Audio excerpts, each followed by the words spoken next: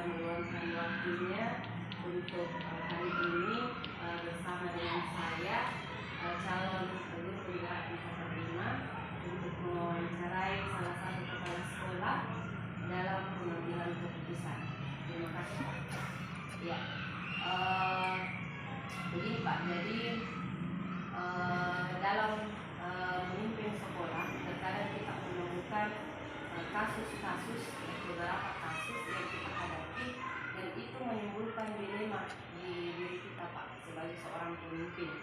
Nah, kira-kira Pak, bagaimana cara Bapak mengidentifikasi kasus-kasus tersebut? Apakah kasus itu termasuk dilema etika? Dilema etika itu maksudnya dua kepentingan yang sama-sama benar, sama-sama memiliki nilai-nilai yang benar.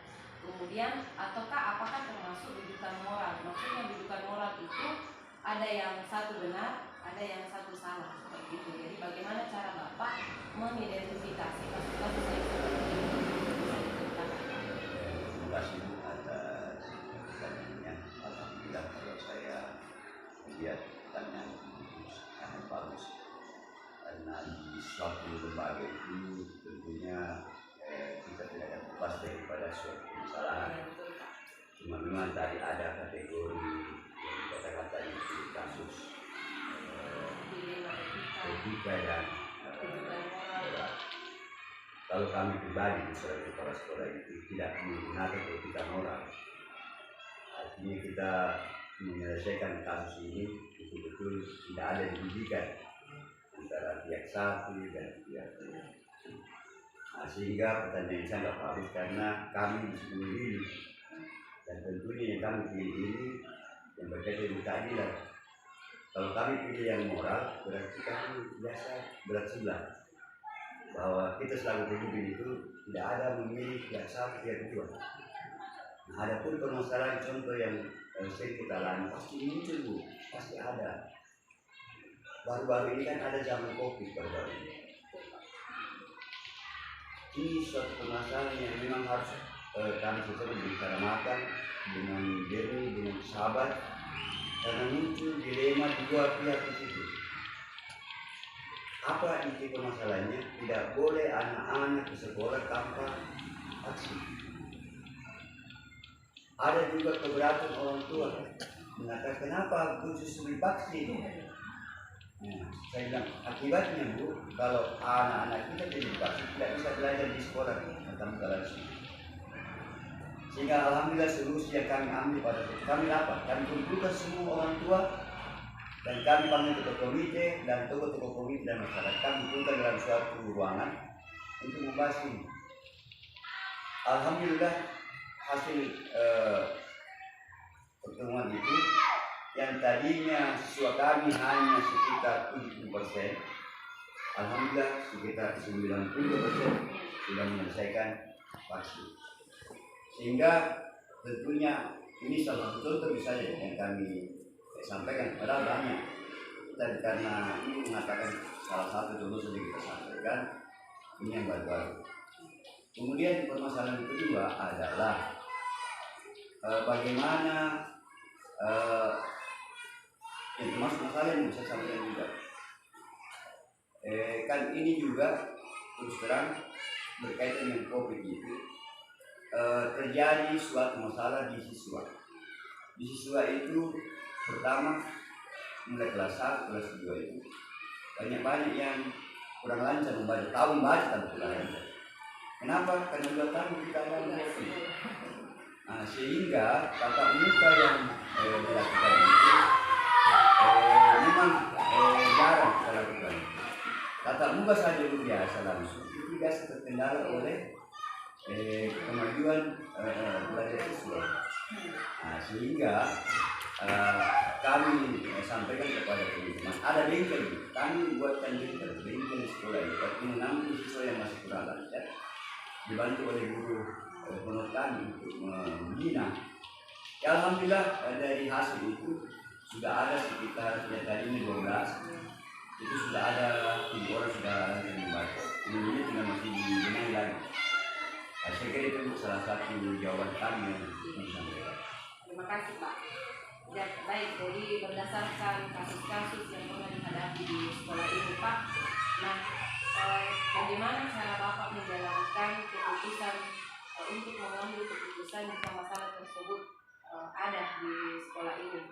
Dan kasus-kasus yang kita lihat itu memang kepentingan yang ada dua kepentingan yang kalau kita lihat ini sama-sama benar ini, dan di situ biasa kita bingung Pak memilihnya, menentukan satu keputusan ataukah dua-duanya ini sama-sama mengandung karena kan dasar kita mengambil keputusan itu ada nilai-nilai kebajikan yang kita tidak mau menolak itu Pak. Nah kira-kira ini cara menjalankan pengambilan keputusan itu seperti apa bisa diceritakan? Terima kasih banyak. Di awal sudah saya sampaikan bahwa seorang pemimpin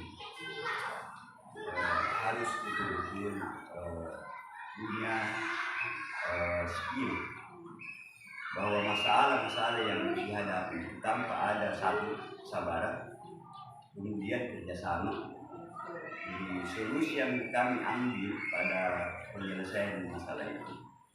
Kami butuhkan dulu pada teman-teman. Sebab sesuatu kalau kita tidak bersatu bekerjasama, tentunya yang berat itu akan ringan istilahnya. Nah, sehingga dari pemikiran teman-teman itu mereka memberikan masukan kepada kami. Jadi kami selaku pemimpin tidak mengatakan saya punya mau begini, tetapi kami mendengarkan pendapat atau saran dari teman-teman. Sehingga dari saran-saran mereka itu yang tadi dikatakan bahwa memang mengandung unsur yang benar semua. Dua-duanya punya punya memang bisa dianggap benar semua. Nah, sehingga kami kepala sekolah tanpa bantuan dari teman-teman mustahil kami tidak akan bisa. Nah, sehingga saran-saran dari teman-teman itulah mereka tadi dari awal sudah katakan berkaitan masalah COVID, keadilan siswa. Kami kumpulkan, kami buat dulu musyawarah dengan guru, lalu kami dari hasil musyawarah itu dia katakan buat undangan Pak, undang ke komite, undang korwil. Nah, kalau perlu undang tim kesehatan itu datang ke sekolah kita.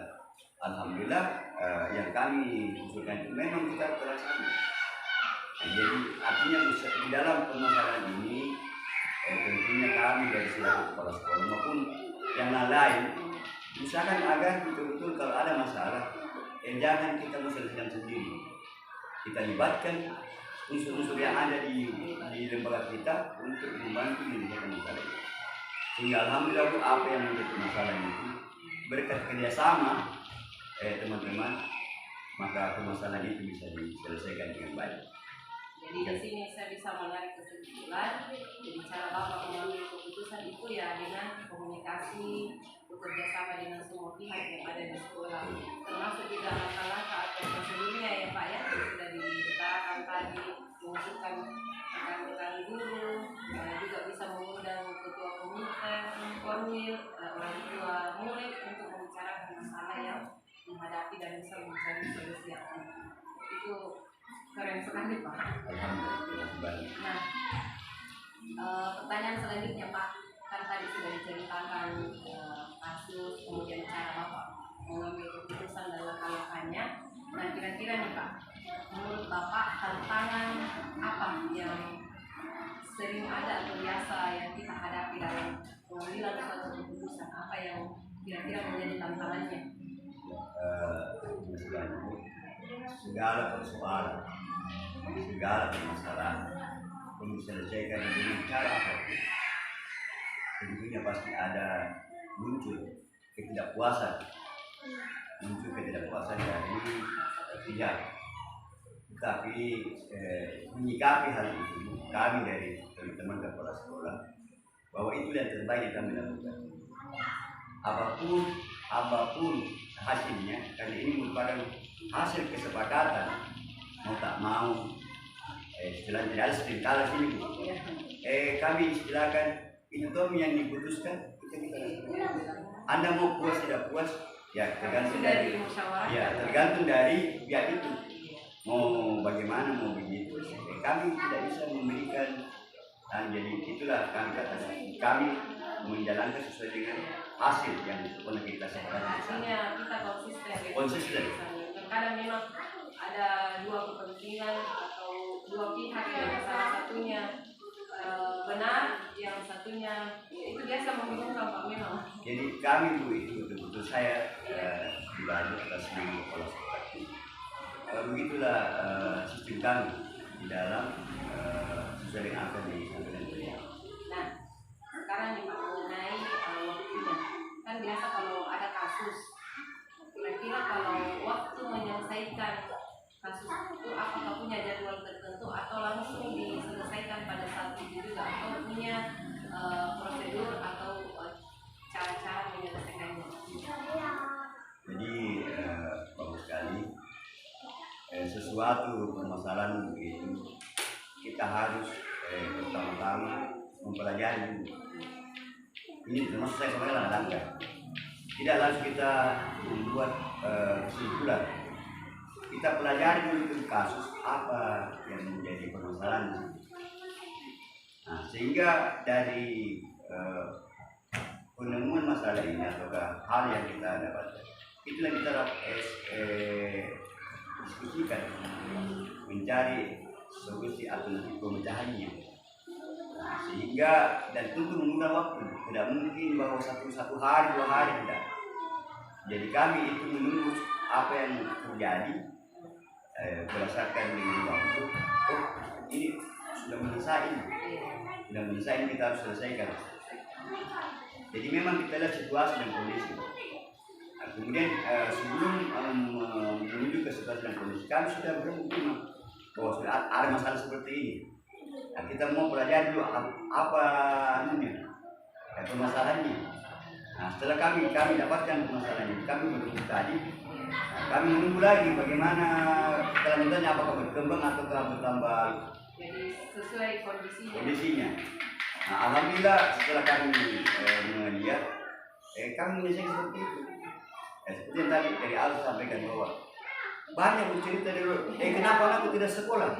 Nanti itu yang lain tidak dipaksa. Nah itu makanya alhamdulillah berjalan dengan lancar, tertib dan tidak ada masalah. Nah, selanjutnya Pak, faktor-faktor apa saja yang kira-kira yang selama Bapak mengambil keputusan itu bisa membantu, faktor-faktor yang bisa membantu Bapak dalam mengambil keputusan? Kalau berbicara faktor yang membantu kami, seperti tadi saya katakan bahwa tidak bakalan kepala sekolah bisa menyelesaikan sesuatu kalau dia sendiri. Jadi kami bisa begini berkat bantuan dan masukan dari teman-teman guru. Kedua, komite kami sering memberikan petunjuk begini. Nah, tapi banyak ketua komite. Jadi ketua komite sangat membantu sekali di dalam hal membantu kami untuk menyelesaikan masalah ini, termasuk dia bilang nanti kami hadir siapa saja bahkan undangannya berkenaan kami akan mendampingi. Jadi ketua komite kami mendampingi, kemudian mendampingi teman-teman kami siap bekerja. Itulah banyak, bukan hanya kami, bukan hanya guru, termasuk kami sendiri kepada komite kami. Pertanyaan terakhir nih Pak, dari semua hal yang telah disampaikan, kira-kira kesimpulan atau pembelajaran apa yang bisa diambil Bapak dalam mengambil keputusan untuk mencari solusi kasus-kasus tentang ini? Jadi apa pembelajaran yang bisa dipetik Pak? Terima kasih banyak karena ini kesimpulan. Bukannya kami bahwa ini kami sampaikan benar, tetapi bahwa segala sesuatu itu memang kadang muncul dua sisi. Tidak bisa kita memilih antara satu dengan lain karena kedua-duanya punya kepentingan bersama. Sehingga kami dari kepala sekolah mengambil kesimpulan bahwa sesuatu masalah tanpa kita musyawarahkan, jangan harap mendapat sesuatu hal yang tidak inginkan. Jadi permasalahan apapun kita perlu musyawarahkan, bicarakan baik-baik, kita carikan solusinya, dan hasil solusi itulah insya Allah akan menghasilkan sesuatu yang baik. Jadi inti daripada pertanyaan ini adalah pertama, satu, perlu mempelajari masalah. Kedua, bermusyawarah. Jangan mau istilahnya bekerja sendiri. Ya, jadi ketiga, seorang pemimpin tidak boleh mengatakan bahwa saya.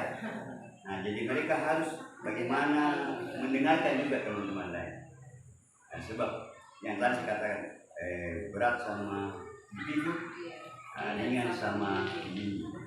Nah, insya Allah Bu, apa yang menjadi solusi atau yang kami sampaikan inilah kami laksanakan di Jawa.